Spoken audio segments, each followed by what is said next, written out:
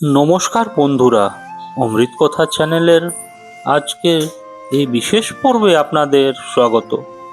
আশা করি ভগবানের কৃপায় আপনারা সবাই সুস্থ ও ভালো আছেন।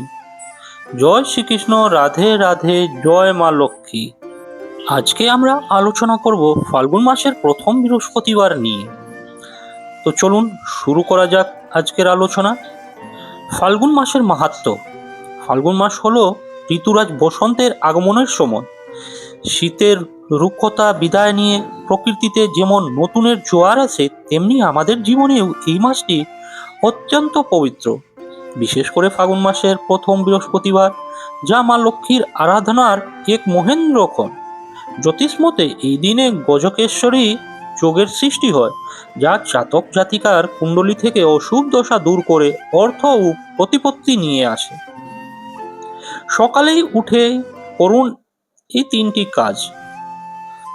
দেহের শুদ্ধি। সূর্যোদয়ের অন্তত 1 ঘন্টা আগে বিছানা ছাড়ুন। স্নানের জলে সামান্য গঙ্গা জল ও 1 চিমটি হলুদ মিশিয়ে নিন।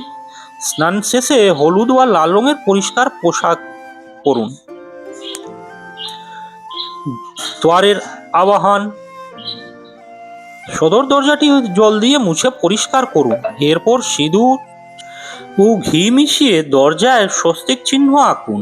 চালের গুঁড়োর পিটুলি দিয়ে ঘর মুখ লক্ষ্মীর পায়ের ছাপ আঁকুন। মনে রাখবেন, পরিষ্কার প্রবেশদ্বারই সৌভাগ্যের চাবিকাঠি। তুলসী ও সূর্য প্রণাম। তুলসীর তলায় শুদ্ধ জল অর্পণ করুন এবং একটি ধূপ জ্বালান। এরপর পূর্ব দিকে মুখ করে উদিত সূর্যদেবকে প্রণাম জানিয়ে দিনটি শুরু করুন। সৌভাগ্য ফেরানোর বিশেষ কাজ। হলুদ কড়ি টোটকা। আপনি কি আর্থিক কষ্ট ভুগছেন? তবে এই কাজটিতে অবশ্যই মনোনিবেশ করুন। উপকরণ: 5টি আস্ত হলুদের গাঁট, 5টি হলুদ কড়ি এবং একটি হলুদ বা লাল রেশমি কাপড়। পদ্ধতি: মা লক্ষ্মীর সামনে প্রদীপ জ্বলে কাপড়ের উপর উপকরণগুলো রাখুন। সিঁদুরের তিলক দিয়ে মা লক্ষ্মীর কাছে প্রার্থনা করুন। কোথায় রাখবেন? পূজা শেষে এই পবিত্র পুঁটলিটি আপনার আলমারি বা ক্যাশ বক্সে রেখে দিন।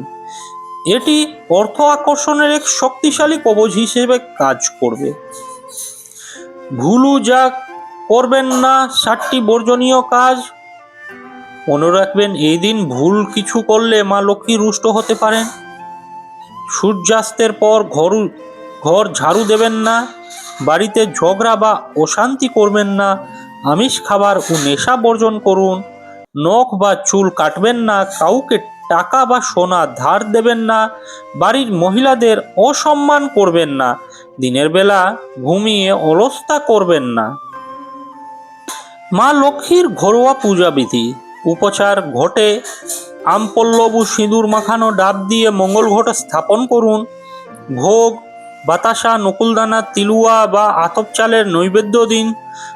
সম্ভব হলে বাড়িতে খিচুড়ি বা পায়েস ভোগ নিবেদন করুন, পেঁয়াজ রসুন ছাড়া। মন্ত্র: পূজার সময় ভক্তি ভরে লক্ষ্মীর পাঞ্চালি পাঠ করুন এবং ওম শ্রীং মহালক্ষ্মী নমঃ মন্ত্রটি জপ করুন। মা লক্ষ্মীর বিশেষ আশীর্বাদ মন্ত্র। পূজার সময় কুশাসনে বা পরিষ্কার আসনে বসে শান্ত মনে এই মন্ত্রটি অন্তত 108 বার বা সাধ্যমতো জপ করুন। ওম শ্রীং হ্রিং শ্রীং কমলে কমলালয়ে প্রসিদ্ধ প্রসিদ্ধ ওম শ্রীং হ্রিং শ্রীং মহালক্ষ্মী নমঃ। অর্থ: হে মহালক্ষ্মী, হে মা মহালক্ষ্মী, আপনি পদ্মফুলে অবস্থান করেন, আপনি প্রসন্ন হন এবং আমাকে আপনার আশীর্বাদ ও সমৃদ্ধি প্রদান করুন। মা লক্ষ্মীর ছোট্ট আরতি। সহজ সুর, প্রদীপ ও ধূপ জ্বালিয়ে আরতির সময় এটি ভক্তি ভরে গাইতে পারেন।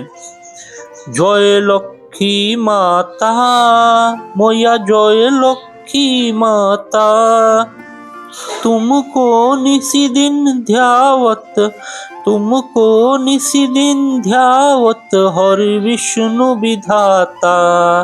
जय लक्ष्मी माता उमा रमा ब्रह्माणी, तुम ही जगत माता। सूर्य जो चंद्रिमा ध्यावत नारद ऋषि गाता, जय लक्ष्मी माता। दुर्गा रूप निरंजनी सुख संपत्ति दाता, जो कोई तुमको ध्यावत रिद्धि सिद्धि पाता, जय लक्ष्मी माता। जिस घर में तुम रहती सब गुण नहीं आता, मन नहीं घबराता, मन नहीं घबराता, जय लक्ष्मी माता। तुम्ही पाताल निवासिनी, तुम्ही शुभदाता, कर्म प्रभाव प्रकाशिनी, भवन निधि दाता, जय लक्ष्मी माता। श्री लक्ष्मी जी की आरती जो कोई जन गाता, और आनंद समाता, पाप उतर जाता, जय लक्ष्मी माता। ছোট্ট একটি টিপস, আরতি শেষ হওয়ার পর প্রদীপটি সারা ঘরে একবার ঘুরিয়ে আনুন এবং পরিবারের সবাইকে আরতির আশীর্বাদ নিতে বলুন। এতে ঘরের নেতিবাচক শক্তি দূর হয়। ভক্তি আর বিশ্বাসের জোরেই কিন্তু অসাধ্য সাধন হয়। ফাল্গুনের এই প্রথম বৃহস্পতিবারে আপনিও নিষ্ঠার সাথে এই নিয়মগুলো পালন করুন, দেখবেন সারা বছর আপনার ঘরে ধান্য আর অর্থের অভাব হবে না। ভিডিওটি ভালো লাগলে লাইক করুন, এবার কমেন্টে ভক্তি ভরে লিখুন জয় মা লক্ষ্মী। আমাদের চ্যানেলটিকে সাবস্ক্রাইব করে পাশে থাকা বেল বাটনটি অন করে রাখুন। সকলের উপর ঈশ্বরের কৃপা সদা বর্ষিত হোক। আপনারা সকলে সুস্থ থাকুন, ভালো থাকুন। জয় শ্রীকৃষ্ণ, রাধে রাধে, জয় মা লক্ষ্মী।